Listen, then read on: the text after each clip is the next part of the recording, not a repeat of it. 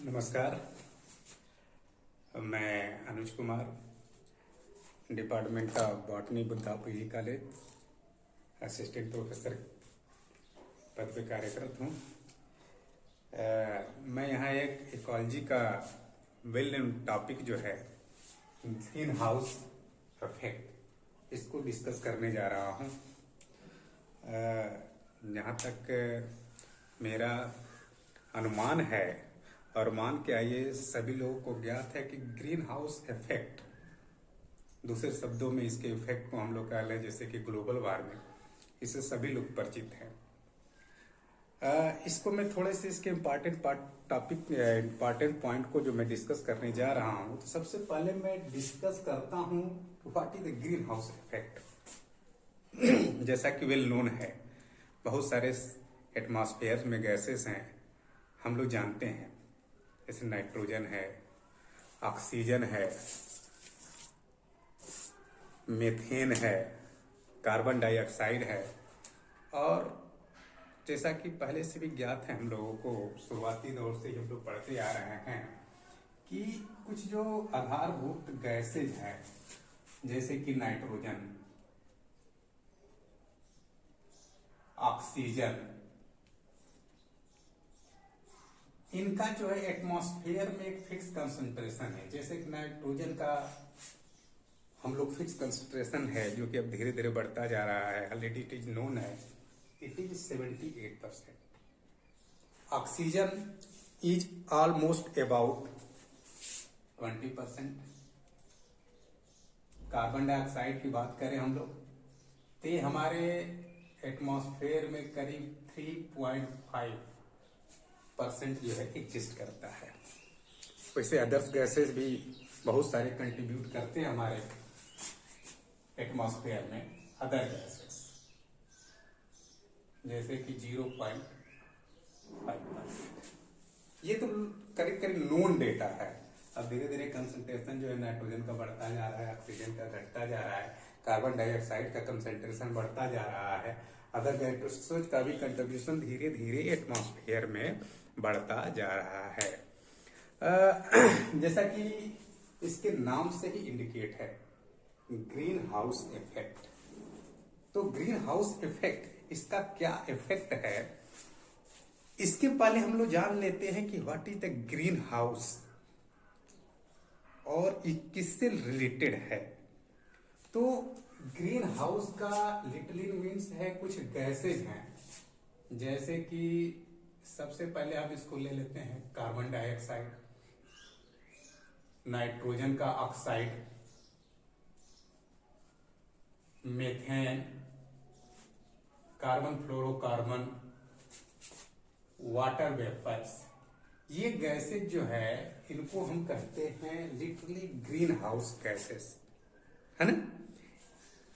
Carbon dioxide एक बार और दोहरा रहा हूं, कार्बन डाइऑक्साइड, नाइट्रोजन का ऑक्साइड, मीथेन, कार्बन फ्लोरोकार्बन के लिए रिएक्टिव गैस है। Carbon fluorocarbon, water vapours, these gases are known as green house gases. और ये ग्रीन हाउस गैसेज जब एटमॉस्फेयर को अफेक्ट कर रही हैं, हमारे इन्वायरमेंट को इफेक्ट कर रही हैं, तो इसको कहा जाता है ग्रीन हाउस इफेक्ट। इसके बहुत सारे वेल नोन हम लोग इफेक्ट पढ़ेंगे, जैसे वेल नोन ग्लोबल वार्मिंग। अभी इसको हम बाद में आएंगे, इम्पैक्ट क्या है इसका इन सब गैसों का। लेकिन शुरुआती दौर में हम पहले जानते हैं कि what are the green house gases और इनका क्या कंट्रीब्यूशन है। ऑलरेडी मैंने बात किया कि हमारे एटमॉस्फेयर में, इन्वायरमेंट में कुछ बेसिक गैसेज हैं जिनका ऑलरेडी कुछ न कुछ कंसंट्रेशन है, नाइट्रोजन का, ऑक्सीजन का, कार्बन डाइऑक्साइड का, अदर गैसेस का। तो अगर जो हम ग्रीन हाउस गैसों का देखें जो इन्वायरमेंट पे इफेक्ट करेंगे, मेनली जो 4 तरह के गैस, हम हमेशा एक्सेप्ट यहाँ हम लिख दे रहे हैं कार्बन मोनोऑक्साइड, क्योंकि लोग कंफ्यूज करते हैं। Carbon monoxide is not A green house gases. तो अगर जो इनका हम कंट्रीब्यूशन देखें एटमॉस्फेयर में, इन ग्रीन हाउस गैसों का जो कैसे जो इम्पैक्ट डाल रही है, तो करीब करीब हम इसका देखें तो 75% ये पूरे ग्रीन हाउस गैसेज में है कंट्रीब्यूशन जो है कार्बन डाइऑक्साइड का है।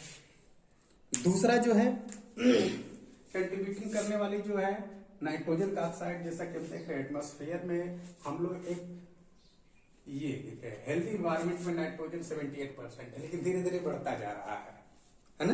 तो ये नाइट्रोजन का जो ऑक्साइड है इसका कंट्रीब्यूशन करीब करीब जो है 7% है ना। फिर से मीथेन है, इसका कंट्रीब्यूशन करीब करीब जो है 10%। Fluorofluorocarbon which is going to contribute 3%। Water vapours जो है हमारे जो है इन ग्रीन हाउस पूरे ग्रीन हाउस गैसों में 5% कंट्रीब्यूट करता है। अब इसको सीधे सीधे जोड़ लिया जाए 75 5 80 90 100 करीब 100% ग्रीन हाउस गैसेस हो गए है ना। ये चार गैसेस जो है, चार गैसेस और वाटर वेपर्स मिलाकर के इसका एक लिटरली कंट्रीब्यूशन है। एक्सपेक्टेड मानते हैं कितना कंट्रीब्यूट करते हैं है ना। अब हम देखते हैं ये ग्रीन हाउस गैसेज है, कंट्रीब्यूट तो इतना कर रही हैं, लेकिन what are the sources of these green house gases. इन ग्रीन हाउस गैसेस का सोर्सेज क्या है, कहां से ये ग्रीन हाउस गैसेस, हम अगर जो एनवायरमेंट को ये ग्रीन हाउस गैसेस इफेक्ट कर रही हैं तो ये आ कहां से रही हैं, इनका सोर्स क्या है। What are the sources of green house gases, हमको देखना पड़ेगा कि इनका सोर्स कहां से है। ठीक, तो पहले हम सोर्सेज देख रहे हैं। कार्बन डाइऑक्साइड, कार्बन डाइऑक्साइड का क्या सोर्स है, वेल नोन है। सबसे कार्बन डाइऑक्साइड जहां भी फोटोसिंथेटिक एक्टिविटी होगी, जहां भी एनिमल एक्टिविटी होगी, वहां कार्बन डाइऑक्साइड निकलेगा। दूसरा इसका मेजर जो कंट्रीब्यूशन जो है, major source of carbon dioxide है, that is the fossils fuel, burning of fossils fuel, major contribution carbon dioxide निकलने में।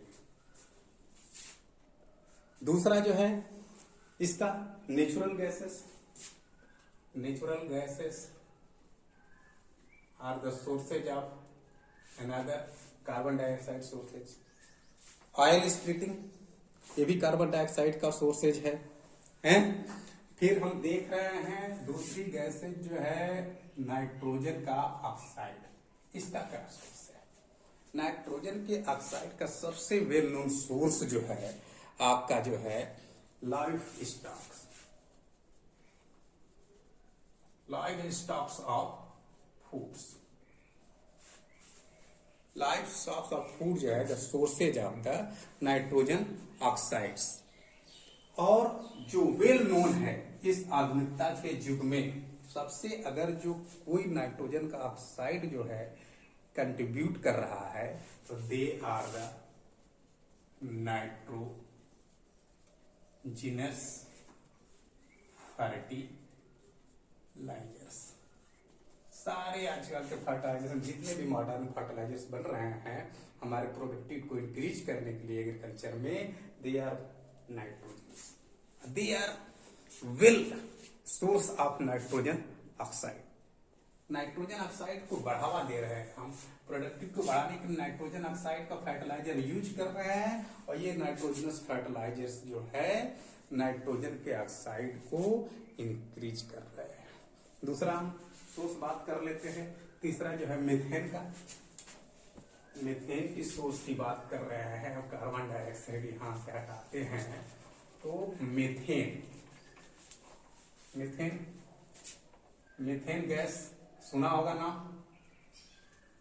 Methane gas, they are produced for methanogens. और ये मेथेनोजेंस कहां पाए जाते हैं, वेल नोन है, they are methanogens are found in agriculture field. ये एग्रीकल्चर फील्ड में ये मीथेन गैस के जो है मेथेनोजेंस है, they are well known found in agriculture fields. तो एग्रीकल्चर फील्ड जो है indirectly going to increase the methane gas and contributing the green house gases. Natural gases, natural gases, natural gases are the also the source of methane. Coal mines है, ये भी जो है मेथेन्स का जो है सोर्स है, एक्सेट्रा। अभी तो हम ये मेजर सब कंट्रीब्यूशन बता रहे हैं इन सबका। मेजर कंट्रीब्यूटिंग जो है मेथेन गैस, कोल माइंस है, मेथनोजेंस है, एग्रीकल्चर फील्ड में नेचुरल गैसेज, कोल माइन। तीसरा जो हम लोग चौथा एक बात करते हैं क्लोरोफ्लोरोकार्बन, तो 3% जो है ग्रीन हाउस गैसेस में कंट्रीब्यूट कर रहा है। 3% आ कहां से रहा है? ये 3% आ कहां से रहा है? सब लोग मॉडर्न होते जा रहे हैं, सभी जो है मॉडर्न होते जा रहे हैं। मॉडर्न में सबको क्या चाहिए? रेफ्रिजरेटर। सबको क्या चाहिए? एसी। जितने कूलेंट होते हैं they are the source of the chlorofluorocarbons. और ये क्लोरोफ्लोरोकार्बन जो है रेफ्रिजरेटर, एसी से जितनी गैसें निकलती हैं, है ना, कूलेंट के रूप में जो यूज होता है, दैट आर द क्लोरोफ्लोरोकार्बन। और कितना हम लोग कंट्रीब्यूट करते हैं अपने ह्यूमन एक्टिविटी में? देखिए करीब 3% जो है क्लोरोफ्लोरोकार्बन को हम लोग कंट्रीब्यूट कर देते हैं। पूरे का 3% जो है रेफ्रिजरेटर और एसी चला करके हम कंट्रीब्यूट कर दे रहे हैं। Water vapour they are abundant in nature, इसको बताने की जरूरत नहीं है। इसका सोर्स क्या है? ये हो गए sources of the green house gases. Contribution की बात कर लिए हम, सोर्स की बात कर रहे हैं, हम मैकेनिज्म की बात कर रहे हैं, वेल नोन मैकेनिज्म की हम बात कर रहे हैं कि आखिर ये ग्रीन हाउस इफेक्ट होता कैसे। हम एक बार मैकेनिज्म की बात करें।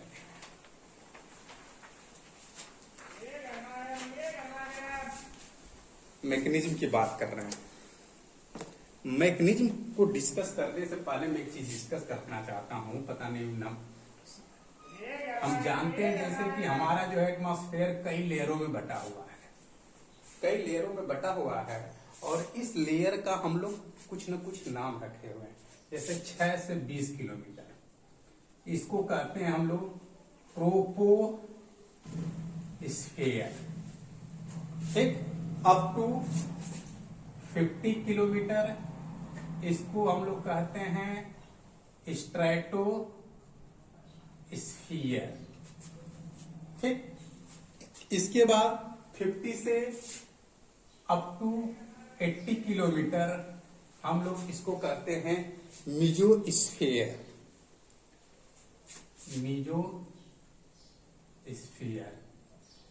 और up to 100 kilometre it is called as ionosphere,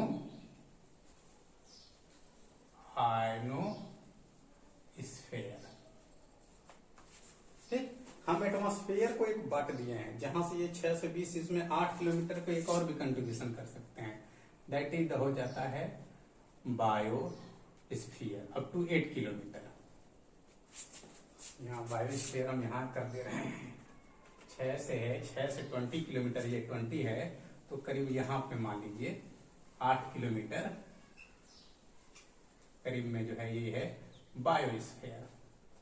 और मैं एक आपको बता दूं कि इसी 20 किलोमीटर में सारी एक्टिविटी होती है, और जो भी आयन हो, गैसेज हो, they are return under the troposphere. Troposphere में सारी चीजें रिटर्न हो आती है, लेकिन इसके बाद हो तो रिटर्न करने के चांसेस कम हो जाते हैं। एक चीज मैं यहाँ डिस्कस करना भूल गया है ना, कि ग्रीन हाउस गैसेज जो है, अगर जो हम लोग टोटल देखें तो सबसे ज्यादा कंट्रीब्यूशन ग्रीन हाउस गैसेज में है। अलग अलग कंट्रीब्यूशन है, सबसे ज्यादा क्या कर सकते हैं, सबसे ज्यादा कंट्रीब्यूशन जो है ट्रांसपोर्टेशन का है, कि सबसे एग्रीकल्चर से करीब ग्रीन हाउस कंट्रीब्यूशन 3% है। एडिप्टेशन जो है ग्रीन हाउस में करीब 29%, 29% कंट्रीब्यूट कर रहा है ना। इलेक्ट्रिसिटी जो है करीब 23% कंट्रीब्यूट कर रहा है। इंडस्ट्री जो हम बार बार चिल्ला रहे हैं उनका कंट्रीब्यूशन कंपैरेटिवली देखा जाए तो 25% ही है।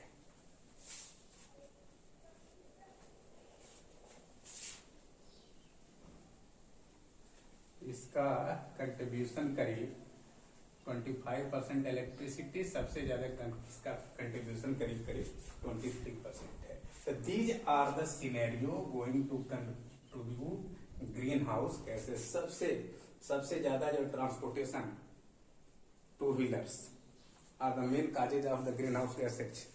emission of the greenhouse gases is the main causes of two-wheelers, four-wheelers. Many type of transportation will contribute about 29% of greenhouse gases. Then electricity, सभी चीजें गवर्न हो रही है इलेक्ट्रिसिटी से।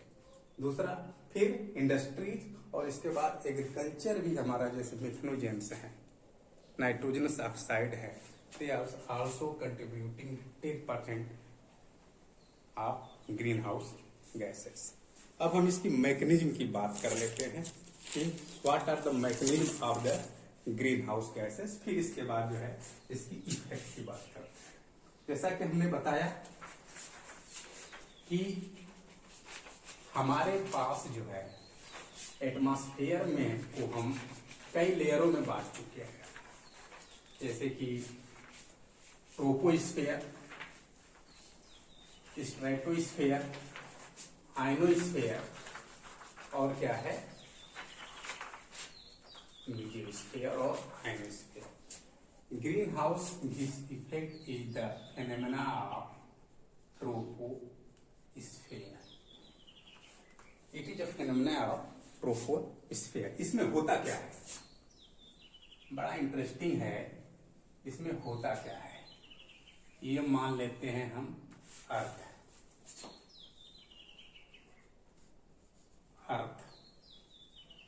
और ये क्या है सन। जैसा कि हम लोग जानते हैं सन की लाइट जो है in form of UV rays comes on earth. Sunlight UV rays और इंफ्रारेड के फॉर्म में जो है अर्थ पे आती है, और अर्थ पे आती है तो हमारे एटमॉस्फेयर को क्या करती है, वार्म रखती है। अगर जो ये लाइट सन की यहाँ पे न आए, अर्थ पे न आए, तो अर्थ के पास कोई जो है एनर्जी नहीं है अपनी। Earth is a type of insulator, एक तरह का ये इंसुलेटर है।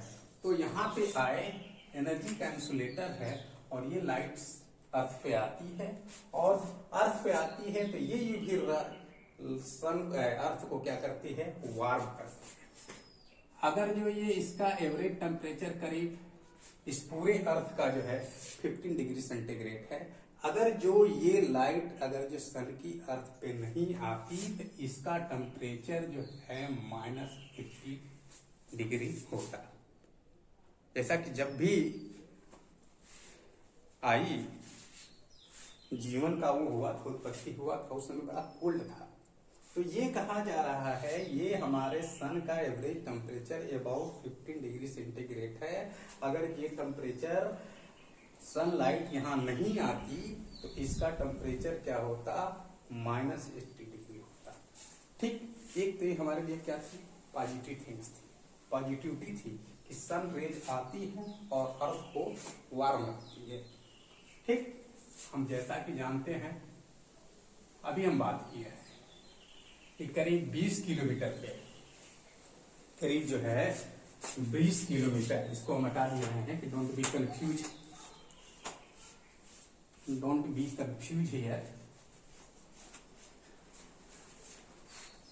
करीब 20 किलोमीटर की दूरी पे स्ट्रेटोस्फीयर में हमारे पास ग्रीन हाउस गैसेज है, जैसे कि CO2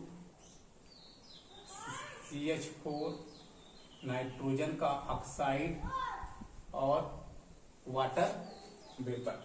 ये ग्रीन हाउस गैसेज जो है हमारे एटमॉस्फेयर में 20 किलोमीटर पे करीब करीब हैं, और ये यहाँ पे पतली धीरे धीरे धीरे धीरे अभी तो है, लेकिन धीरे धीरे गैसेज जहाँ यहाँ पे एक्युमुलेट हो रही हैं और इस परत को क्या करती जा रही हैं, मोटी करती जा रही है। हम बोले थे कि अभी 20 किलोमीटर के रेंज पे ही गैसेज रिटर्न होती हैं, लेकिन ये रिटर्न होती हैं तो धीरे धीरे धीरे धीरे यहाँ पे क्या हो रही है, यहाँ पे जम रही है और परत धीरे धीरे मोटी होती जा रही है। अब इसका क्या इफेक्ट है, इसका मोटी हो जा रही है तो इसका इफेक्ट क्या पड़ रहा है, इसी इफेक्ट को हम लोग को आज डिस्कस करना था।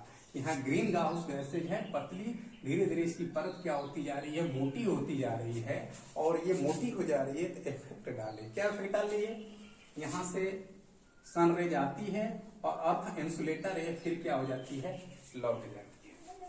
यहाँ आती है और इंसुलेटर है तो फिर ये आई रेज और फिर क्या हो, यहाँ से लौट गई। ठीक, अब चूंकि यहाँ पे होता क्या है, यहाँ पे परत जो है धीरे धीरे मोटी होती जा रही, लौट गई तो पार करके फिर चली गई, आई और पार करके चली गई। लेकिन व्हाट हैपेंड, यहाँ से यूवी रेज आई, यहाँ से टकराई और मोटी परत से फिर क्या हो रही है, वापस होती जा रही है। यहाँ आई, टकराई और फिर मोटी परत से क्या हो रही है, वापस होती जा रही है। वापस होती जा रही है तो धीरे धीरे धीरे धीरे temperature is going to increase. ये टेम्परेचर जो है, जब ये वापस नहीं जा पा रहे हैं, फिर टकरा के नीचे आ जा रहे हैं, तो टेम्परेचर क्या होता जा रहा है, इंक्रीज होता जा रहा है। Sun rays comes, then go out, then again come back. Due to this temperature is going to increase, है ना। धीरे धीरे धीरे धीरे ये जितनी परत मोटी होती जा रही है, ये टेम्परेचर क्या होता जा रहा है, इंक्रीज होता जा रहा है।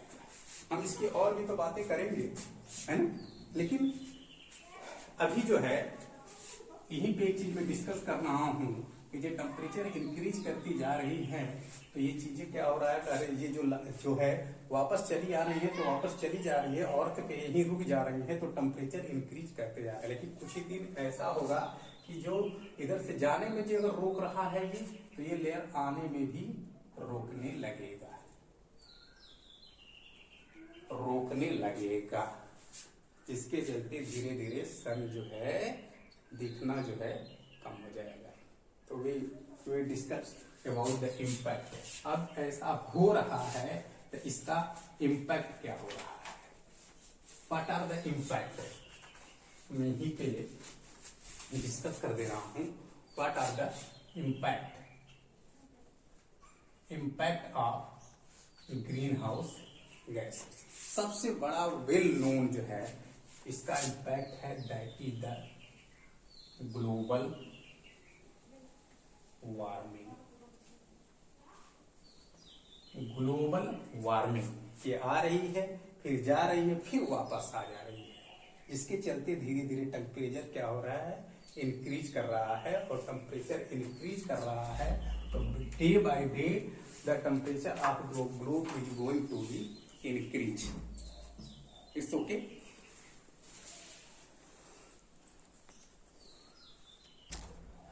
पहला तो हम डिस्कस कर लिए इसका ग्लोबल वार्मिंग, ये पूरे वर्ल्ड का टेम्परेचर जो है क्या हो रहा है, इंक्रीज हो रहा है। हमने पहले भी डिस्कस किया था कि अर्थ का टेम्परेचर, अगर जो अर्थ की एवरेज ना होती तो इसका एवरेज टेम्परेचर कितना होता, -80 डिग्री होता। लेकिन इस समय क्या है, एवरेज क्या है, 15 डिग्री होती है। लेकिन कहा जाता है ना, कोई भी एक्सेस, इवन वाटर में भी poisonous taking in excess amount. हम थोड़ा सा रेंज को रोकते तो टेम्परेचर जो है 15 डिग्री हो रहा है, लेकिन ये धीरे धीरे परत मोटी होती जा रही है, सारी रेंज जो रिफ्लेक्ट होकर वापस जा रहा है, सबको रोके जा रहा है। ये सबको रोके जा रहा है तो सारी रेंज जो है then comes out, comes again on earth, और धीरे धीरे टेम्परेचर बढ़ता जा रहा है। इस समय जो है 15.5 हो गया हमारे एवरेज टेम्परेचर जो है, और डे बाय डे जो है टेम्परेचर इंक्रीज कर रहा है। ग्लोबल वार्मिंग की बात कर रहे हैं, टेम्परेचर जो है इंक्रीज कर रहा है। और जान करके बड़ा हमको आश्चर्य होगा कि अबाउट 0.6 डिग्री टेम्परेचर इंक्रीज पर डिकेड्स। 10 सालों में जो है 0.6 डिग्री टेम्परेचर जो है हमारा इंक्रीज कर जा रहा है। Per decades 0.6 degree temperature has been increased. और ये बड़ी चिंता की बात है। अगर सोचिए 10 साल में इतना हो जा रहा है तो हमारा 20 साल में, 30 साल में, 40 साल में कितना एवरेज टेम्परेचर इंक्रीज कर जाएगा, है ना। दूसरा इसका increase in C level.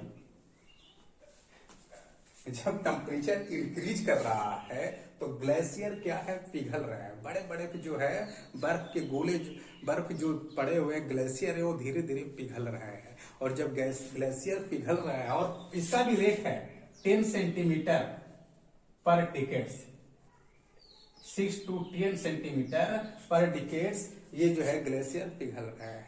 Glacier पिघल रहा है तो इंक्रीज इन सी लेवल, जो समुद्र का तल है धीरे धीरे इंक्रीज कर रहा है। तो जो समुद्र के तल पे नहीं देश बसे हैं, जो ना शहर बसे हैं, उनके लिए तो ठीक है। लेकिन जो जैसे नाइजीरिया है, कोस्टल एरिया में जो कि देश बसे हुए हैं, जो कंट्री बसे हुए हैं, जो शहर बसे हुए हैं, उनको जो है धीरे धीरे डूबने का खतरा भी बढ़ता जा रहा है। पहला ग्लोबल वार्मिंग, टेम्परेचर बढ़ता जा रहा है, टेम्परेचर बढ़ता जा रहा है, ग्लेशियर पिघल रहे हैं, ग्लेशियर पिघल रहे हैं तो समुद्र का लेवल बढ़ रहा है, समुद्र का लेवल जब बढ़ रहा है तो धीरे धीरे देश जो है डूबने के कगार पे आ जा रहे हैं। ठीक। तीसरा, changes in vegetation. Vegetation change हो रहा है टेम्परेचर के चलते। आज दोस्त ये पहले एक रे होता था, रेंज होता था कि यहाँ पे यही पौधे लगा दो तो हो जाएंगे, यहाँ पे ये पौधे लगा दो तो हो जाएंगे। एक वेजिटेशन का रेंज होता था। लेकिन अब वेजिटेशन क्या होते जा रहा है, चेंज हो जाते रहा है। ठीक। चौथा, जो सबसे इंपॉर्टेंट पॉइंट है, change in climate. Climatic change आ रहा है। बारिश के दिनों में गर्मी, गर्मी के दिनों में बारिश, बारिश के दिन गर्मी के दिनों में ठंडक, ठंडक के दिनों में बारिश। क्लाइमेटिक चेंज जो है धीरे धीरे आते जा रहे हैं और that will be more harmful, और क्या कहा जाए, हमको सोचने के लिए मजबूर करता जा रहा है। एक क्लाइमेटिक चेंज होते हैं जो धीरे धीरे हो रहे। क्लाइमेटिक चेंज होंगे, वेजिटेशन चेंज होंगे, एनिमल के रहन सहन पे चेंज होंगे, सारी चीजें हैज बीन चेंज।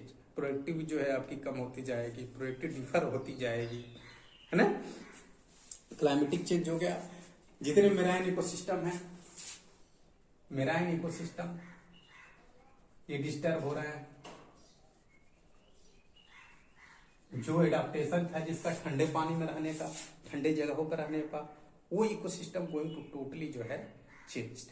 और सबसे इंपॉर्टेंट जो मैं पहले ही डिस्कस किया था, एल्बिडो इफेक्ट जिसको कहा जाता है, एल्बिडो इफेक्ट। अगर जो कोई ये ग्रीन हाउस गैसेज यहाँ से जो रेज जा रही हैं, फिर उसको अगर जो जाने से रोक रहा है या आ रही है, तो ऊपर से जो सन की रेज आ रही हैं, ऐसा होगा तो आने से भी रोकेगी। सन को मैं काफी थोड़ा सा नजदीक बना दिया हूँ समझाने के लिए, सन के इतना नजदीक नहीं है ना। लेकिन अगर ये देखा जाए तो यही सन अगर थोड़ा सा ऊपर ले लिया जाए, ये यहाँ पे सन की इससे बात करें तो सन के रेज आने में रुक रही है, आ करके फिर जाने में रोक रहे हैं। ऐसा होगा कि कुछ दिनों में ये सन से जो रेज आएगी उसको जो है धीरे धीरे रोकने लगेगी। सन की चमक कम होती जा रही है, शाइननेस जो है धीरे धीरे कम होती जा रही है। सन की शाइननेस नहीं कम होती जा रही है। दूसरे सिक्वेंस में जो अर्थ से पीपुल है, ग्रीन हाउस गैसेस के चलते सन को देखने में थोड़ी सी दिक्कत हुई। क्यों देखने में दिक्कत हुई? परत जो है मोटी होती जा रही है। अगर ये देखने में दिक्कत हो रही है तो कुछ दिन ऐसा होगा कि सन रेज आएंगी तो आएंगी ये सन रेज, तो फिर आने में भी इसको ट्रैप कहा गया। That is known as albedo effect. It's okay. तो it is all about the green house effect, global warming. और यूनिसेफ ने कहा है कि global warming is not a impact है, ग्लोबल वार्मिंग इसका इम्पैक्ट ग्लोबल वार्मिंग जो है, टेम्परेचर बढ़ रहा है, it is not a global warming, it is a global warming. समय रहते बच जाइए। ग्रीन हाउस गैसों का एमिशन कम करना है। ट्रांसपोर्टेशन से जो है, टू व्हीलर्स, फोर व्हीलर, जितनी जो है प्राइवेट ट्रांसपोर्टेशन है उसको रोकिए। ग्रीन हाउस गैसों का एमिशन रोकिए। एग्रीकल्चर फील्ड में नाइट्रोजनस फर्टिलाइजर्स है, उसका प्रयोग कम करिए, है ना। और हम लोग बात कर रहे थे सबसे important, that is the CFC, है ना, that are emitted from the refrigerators and ACs। We should stop the extensive use of refrigerator and ACs। 3% contribute करता है हमारे ह्यूमन एक्टिविटी के चलते, सिर्फ पूरे ग्लोब का ये 3% कंट्रीब्यूशन है। वाटर वेपर, वाटर की ऐसी स्कैर्सिटी है, हम उसको हवा में उड़ा दे रहे हैं, वाटर तो कम हो ही रहा है, वाटर वेपर जो एटमॉस्फेयर में जा रहे हैं और उसको गैसों के साथ ट्रैप करके ग्रीन हाउस इफेक्ट में काम कर रहे हैं। तो समय रहते बच जाइए। It is not a global warming, it is the global warming. आज के लिए इतना। आपके सजेशन इनवाइटेड हैं। धन्यवाद।